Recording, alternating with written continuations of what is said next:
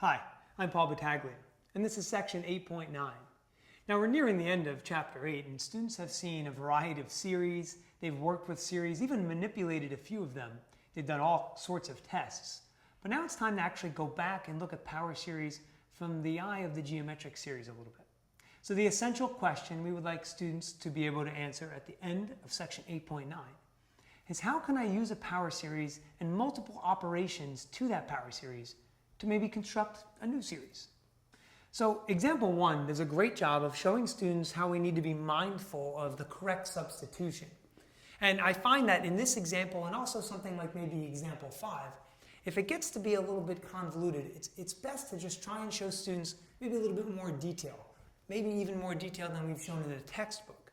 Because I want them to understand, in example 1 for instance, that we're using a equals 2 and r equals negative x over 2.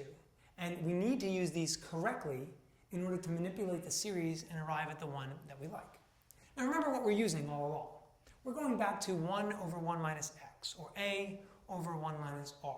And when we do this kind of thing, it's important that students kind of try and make themselves familiar with what we saw a couple sections ago.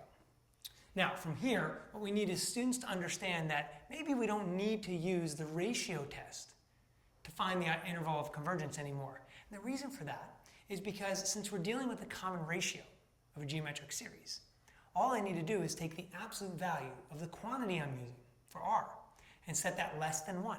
Remember, that's where the ratio test evolved from. So if they want to go through the ratio test, certainly they can do it, but it'd be a little bit more efficient to just work with it using the common ratio r. Now, so there are some common mistakes that students will make when they're working with manipulating these series. The biggest one is actually thinking that once we change a series and find a new representation, that we haven't changed the interval of convergence. And that simply may or may not be true. What we haven't done is we haven't changed the radius of convergence. But the interval itself is going to depend on endpoint behavior.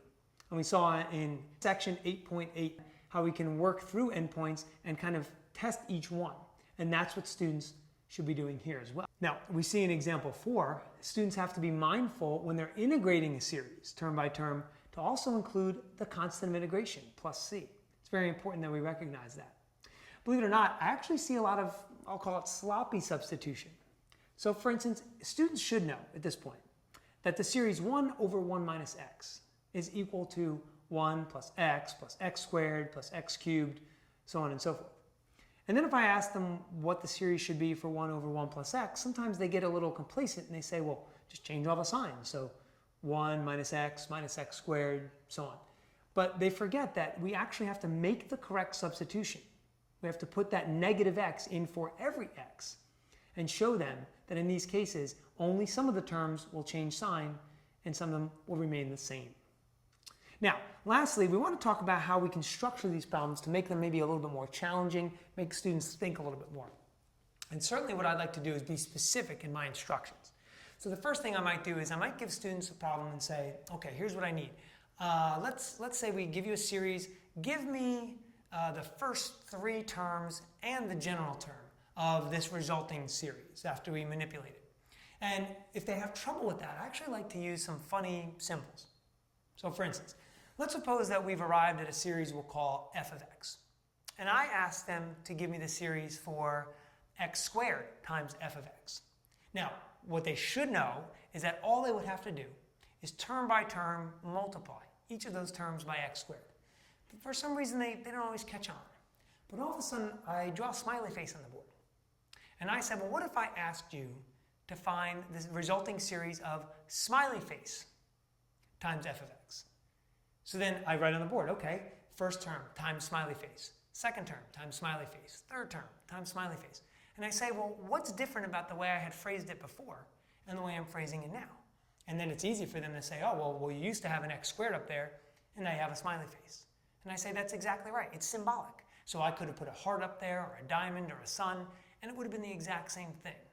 So students need to be able to do this type of manipulation, and they need to be able to really carry a lot of terms sometimes. So here's another example. For instance, we can actually extend this a little bit further. Let's suppose we ask students to find the resulting series for f prime of x plus g prime of x, given two series, f and g. What students have to do in this case is they actually have to understand to derive each term of each series and then add the resulting series. But we have to be mindful of how many terms we're even supposed to be presenting. So we have our workout here, but if the question asks for, let's say, 3 terms, actually credit might not be awarded if we get fewer or more than 3 terms. We have to be careful there. Okay, last tip. Let's suppose I ask students to use integration, for instance, to find a new series. What they may not realize is that they could actually use that technique as well on the general term, not just term by term. So nice and simple. Let's suppose we had a series that represented x to the 2n, and I wanted to find the resulting series when we integrated. So it should be completely normal at the end of this section for students to say, hey, this is going to turn into x to the 2n plus 1 over 2n plus 1. That would be my new general term. So I certainly hope these tips have been helpful. I'm sure you'll find much success in section 8.9.